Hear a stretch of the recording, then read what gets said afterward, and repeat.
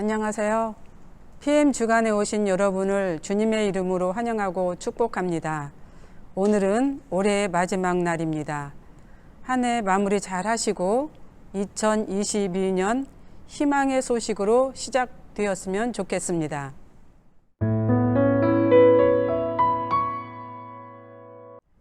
오늘 구역예배 말씀은 사도행전 16장 11절에서 15절 말씀입니다. 거룩하신 하나님의 말씀입니다.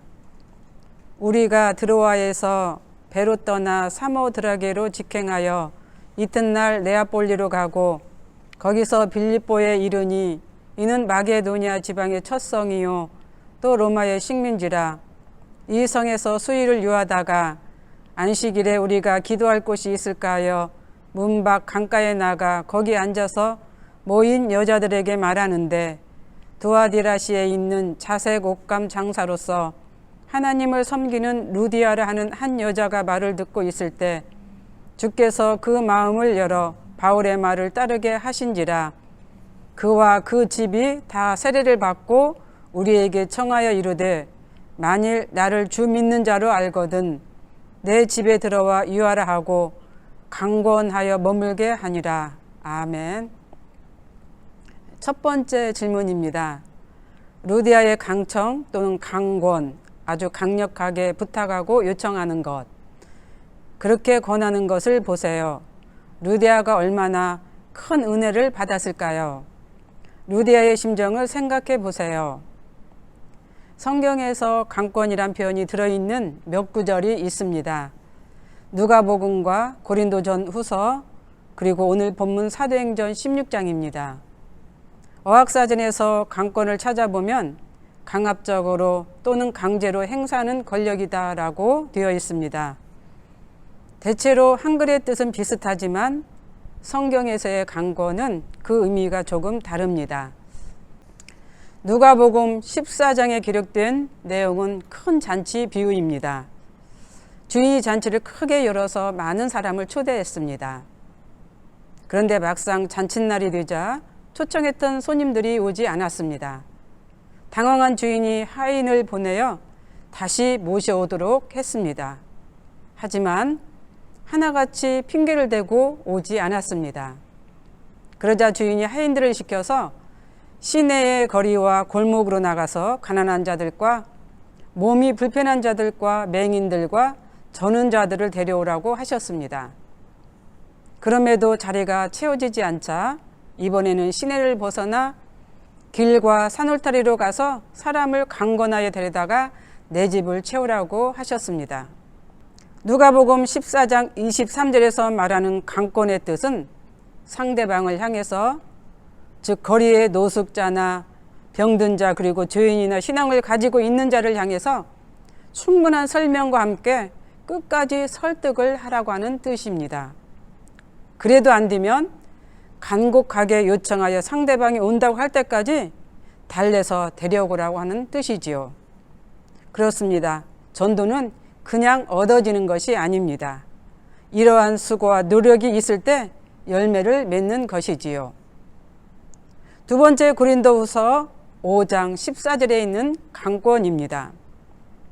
여기에서 그리스도의 사랑이 우리를 강권하시는 도다에서, 여기서 강권은 압박한다, 제한한다, 강요한다, 그리고 재촉한다, 열심히 권한다, 이끌다, 지도하다, 감독하다의 뜻이 있습니다. 사도 바울이 이 말씀을 고백하게 된 배경에는 고린도 교회에 침투한 거짓 교사들 때문입니다. 남을 속이고 또 거짓된 삶을 살아가는 그들은 영혼을 구원하며 그리스도의 형상을 회복시키는 일에는 전혀 관심을 갖지 않는 그 사람들이었습니다.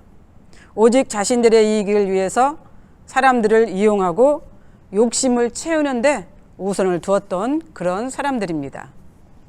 하지만 바울은 다막색에서 주님을 만난 이후에 오직 사람들을 그리스도의 제자로 변화시키는 데에만 관심을 가지고 그렇게 살았던 것을 우리는 성경을 통해서 알 수 있습니다. 이 사랑이 바울로 하여금 자기 중심적인 삶을 버리고 하나님 중심의 삶을 살게 하신 것이지요. 갈라디아서 2장 20절 말씀이 그 사랑, 그 강권을 대변하고 있습니다. 내가 그리스도와 함께 십자가에 못 박았나니 이제는 내가 산 것이 아니요 오직 내 안에 그리스도께서 사신 것이라.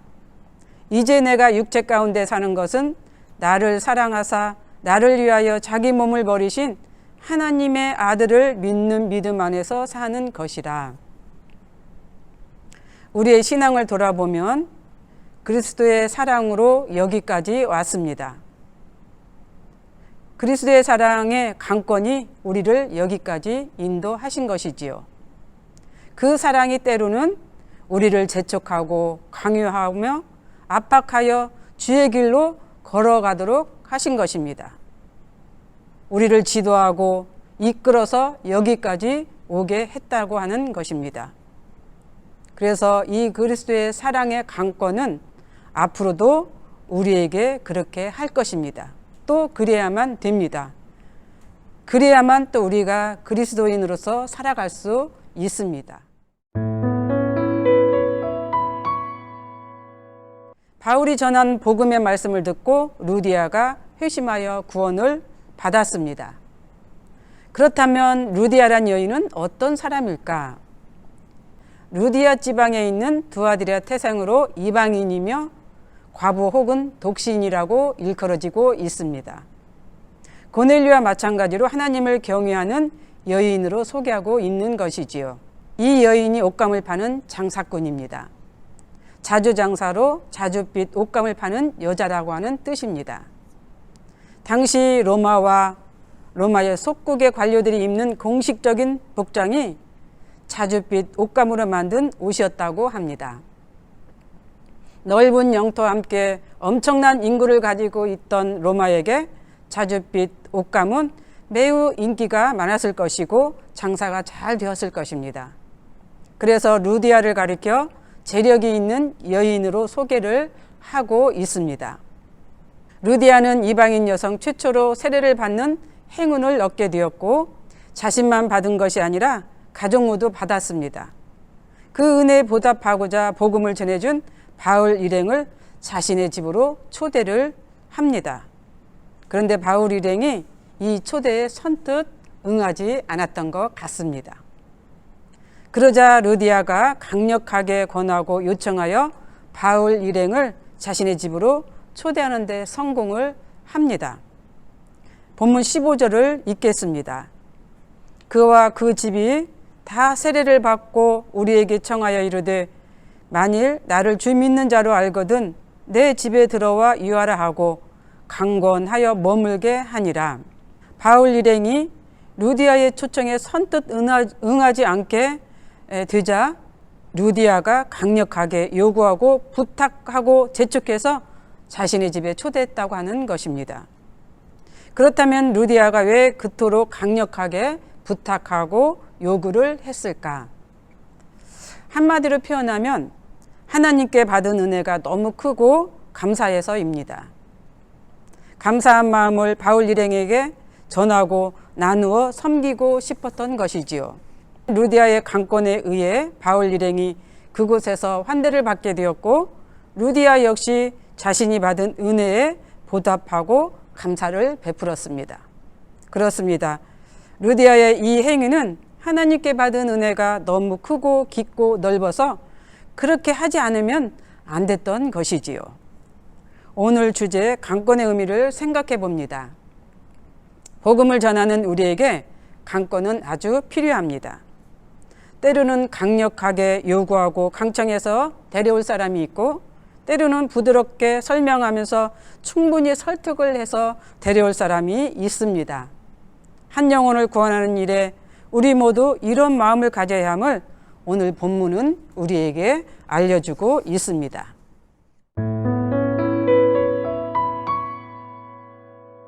두 번째 질문입니다.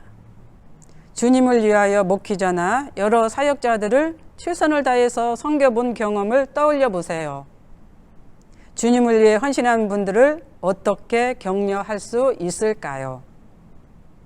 성경에는 주의 종들을 영접하고 환대하는 자들이 하나님께 상을 받게 되는 기록들이 많이 있습니다. 아브라함을 경유한 블레셋의 아비멜렉은 아브라함의 기도 덕분에 하나님의 진노 대신 대열매를 얻는 축복을 받았습니다. 엘리야와 엘리사를 한대했던 가정들은 양식이 떨어지지 않는 부의 축복을 받았고 아들의 생명까지도 얻는 그런 축복을 받았던 것을 우리는 성경을 통해서 알 수 있습니다. 에레미야에게 호의를 베푼 에벳 멜렉이라고 하는 사람은 모든 관원들이 바벨론의 포로가 되어 끌려갔음에도 에레미야 덕분에 포로 신사를 면하는 복을 받았습니다. 루디아 역시 복음을 듣고 세례를 받아 이방인 최초 여성으로 구원받는 여인이 되었고 그의 집은 이방인 선교 센터가 되었던 것을 우리는 알 수 있습니다. 감옥의 문이 열려서 죄수들이 다 도망한 줄 알고 자기를 했던 간수 역시 바울 일행을 환대하고 극진히 대접한 결과 그의 가정 모두 구원을 받고 세례를 받았습니다.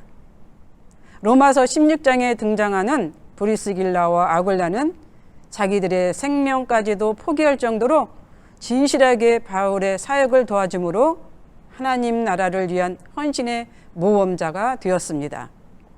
성경 고린도 후서 5장 20절에 보면은 그러므로 우리가 그리스도를 대신하여 사신이 되었나니 하나님이 우리를 통하여 너희를 권면하시는 것 같이 그리스도를 대신하여 간청하노니 너희는 하나님과 화목하라고 했습니다. 제가 성당선교교회에 부임해서 놀란 일이 있습니다. 바로 성도들의 섬김의 모습입니다. 다른 교회에 비해서 남다르게 섬기는 그 모습이 새로웠습니다. 오늘 루디아 역시 바울 일행을 극진히 섬기는 모습을 보면서 주님의 은혜가 아니면 그 큰 사랑을 나눌 수 없다는 것을 새삼 깨닫게 되었습니다. 섬길 수 있는 그 마음, 그 사랑은 하나님께서 주신 것입니다. 기도하겠습니다. 사랑과 은혜가 풍성하신 하나님 아버지 감사합니다.